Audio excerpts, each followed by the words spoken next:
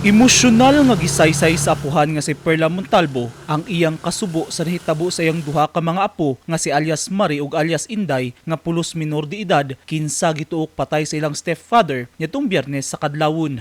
Sumala ni Perla, igo na lang niyang handumon ang mga higayon nga iyang nakauban ang iyang mga apo.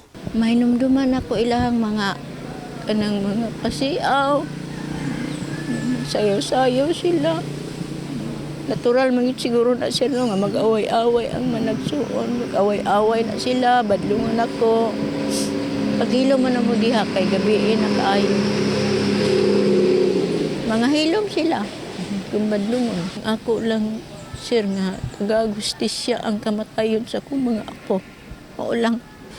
Si Perla ang miyamuma og mibantay sa mga biktima samtang anaa sa Saudi Arabia ang inahan sa mga bata nga nanarbaho isip domestic helper. Apan niya tung Agosto ning tuiga, nakalitan si Perla sa pag-abot ni Jesse Bon Palomo sa gipuy-an nila nga balay sa Purok Mangga, Landing Barangay Darong, Santa Cruz, Davao del Sur. Ug nagbut-buot nga siya na ang mubantay sa mga bata base sa pagtugot sa inahan nga tuwa sa laing nasud. Butang nga wala mauyuni sa apuhan. Sumala sa mga residente, ilang nabatikdan nga dunay kabaguhan sa panglihok ug pagtagad ang mga bata kanila sukad miabot si Palomo sa ilang lugar. Nagtuo ang mga silingan nga tinuod nga mahan sa mga bata si Palomo kay bag-o pa lamang nila kining nakita sa lugar. Matud sa mga silingan, gihinginlan ng apuhan nga si Perla sa iyang anak nga inahan sa mga bata. Ug niya tungtung rausab nanay gibating sakit si Perla ug mihawa na lang kini sa balay ug nahibilin ang duha ka bata ug si Palomo. Nasulti sab ni Perla sa mga silingan niini ang paghingilin kaniya. Kapin duha ka bulan nga nagsilbing amahan si Palomo sa mga bata, una nahitabo ang krimen. Subay sa report sa Santa Cruz Municipal Police Station, nakapangayo og tabang sa mga silingan ng usa sa mga biktima apan wala kini panumbalinga. Apan dihang gihiling ang sulod sa kwarto sa balay sa mga biktima, pasado las 5 sa buntag, diri na nasayran nga nagbuyod ug wala nay kinabuhi ang magigsuon.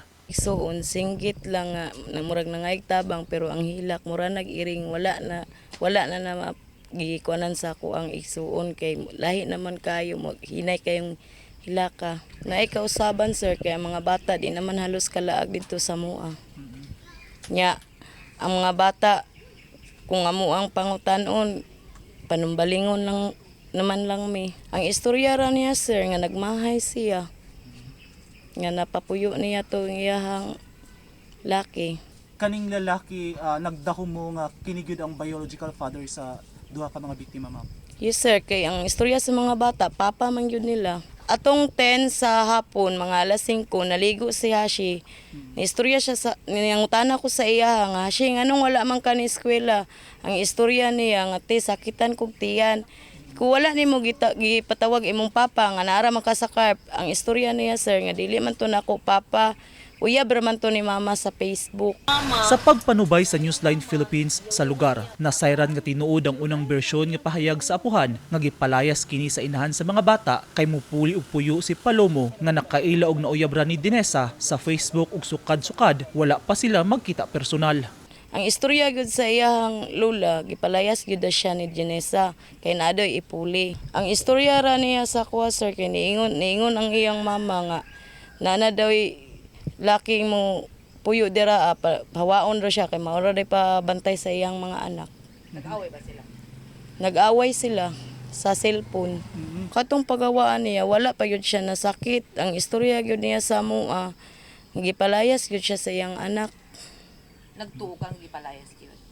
O katong nga time ma'am kay ang iyang cellphone iyahan namang giguba kay para dili na siya makontak sa iyang anak. Hingi po ako ng tulong na mabigyan hostisya yung dalawang anak. OFW po ako, pinatay po sila kagabi. Nobyembre 24 ning bulan na unta nakatakdang muli si Dinesa ang inahan sa mga bata sa iyang napundar nga balay kung hain nahitabo ang krimen. Apan tungod sa insidente, nasayo hinuon kini. Hustisya ang padayong singgit sa nailong pamilya o kabanay sa duha ka mga batang nakaplagang patay sulod mismo sa ilang gipuy ang balay. Kung doon na may problema sa relasyon ang duha ka hamtong, dili kini ang ngayang bayaran o kinabuhi sa duha ka inosenteng bata. Gikan din sa Santa Cruz, Davao del Sur. Ako si Eugene Hinutan para sa Newsline Philippines. Stay safe.